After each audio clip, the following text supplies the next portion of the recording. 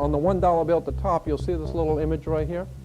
But if you blow it up from an actual photograph, you'll see it is it's a little owl. It's a symbol of the Bohemian Society. The Bohemian Society meets in California on the last 2 weeks of July of every year. I have pictures showing all of the presidents, all of the living presidents, excluding the new one, but all of the living presidents at Bohemian Grove in Northern California, and they're all wearing red and black Ku Klux Klan dress type of regalia, like the Ku Klux Klanners, with the pointed headdress and everything. And I mean, that's quite a sight to see presidents dressed like Ku Klux Klan members, right? And they're standing in front of a big open pit of fire, and behind them is about a 20 to 25 foot owl behind them. And the article in Elm magazine and Time magazine, I've got 2 or 3 different magazines showing basically the same pictures. It says that the presidents meet with all of the heads of industry throughout the world, all of the heads of state throughout the world, and all of the most important wheeler dealers in this country, and they all meet up in Northern California, and they have rituals where they go before the owl after midnight. And what a picture you got, with all the presidents dressed up like Ku Klux Klanners with black and red robes on before an owl. And these are your presidents of this country. And the reason why they chose the owl is because the owl is a symbol used in Europe by secret societies, because the owl is wise, because it sees things in the dark. And the implication is, of course, that's why they're where they are, because they're very brilliant and they know things that you don't know.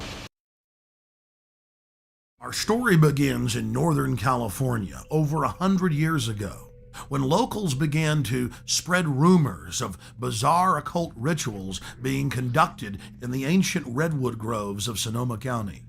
As the decades passed, it became clear these incredible stories had a basis in truth, and their source was a 2,700-acre private club known as the Bohemian Grove. Then, in a time period between the mid-1970s and the early 1990s, scores of reporters attempted to infiltrate the Grove. All attempts were unsuccessful. Grove security identified them, threw them out for trespassing, or in some cases, had the local police arrest them. To many, it seemed the Grove's secrets would never become public. All of that changed on July 15th, 2000, when we ripped aside the veil of secrecy and were successfully able to penetrate the Bohemian Grove on their high holy day and videotape the cremation of care ritual. Our infiltration is chronicled in my documentary film, Dark Secrets Inside Bohemian Grove. As the news spread across the planet that the Bohemian Grove had been blown wide open and that their secrets were public, the people were amazed.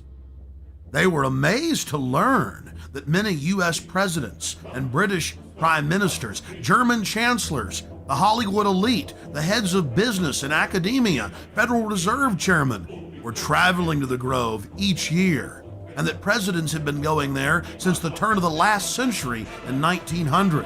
They were shocked by each new revelation of ritualistic depravity.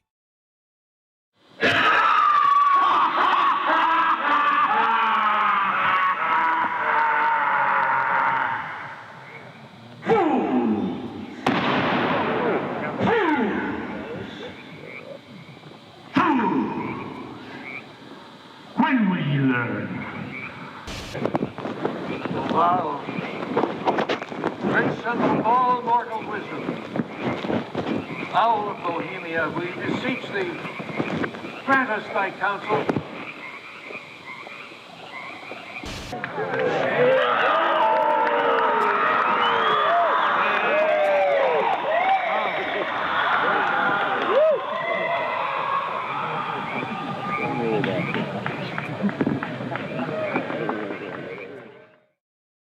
One last question.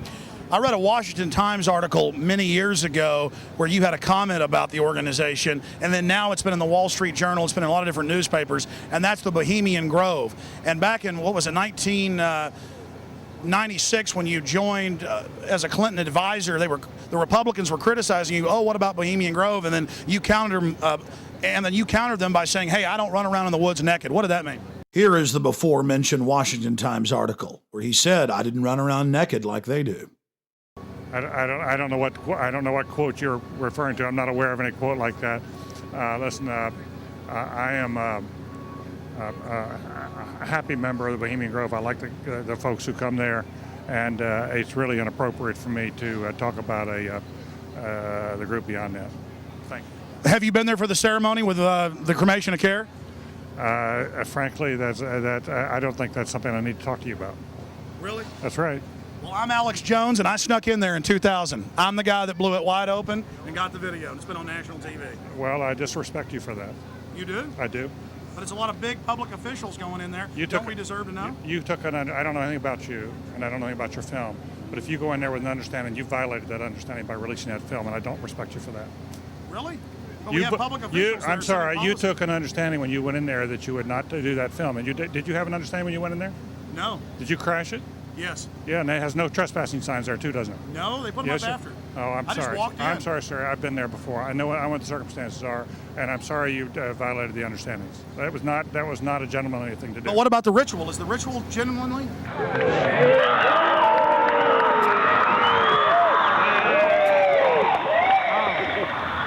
Sir, everything I don't owe you this comment. I know. I appreciate it. This is what's called ambush journalism, and I disrespect you for that as well. So thank Have you ever and goodbye. been in the ritual? It's none of your damn business. Oh. That's right. Listen. You go around and make understandings with people and violate them.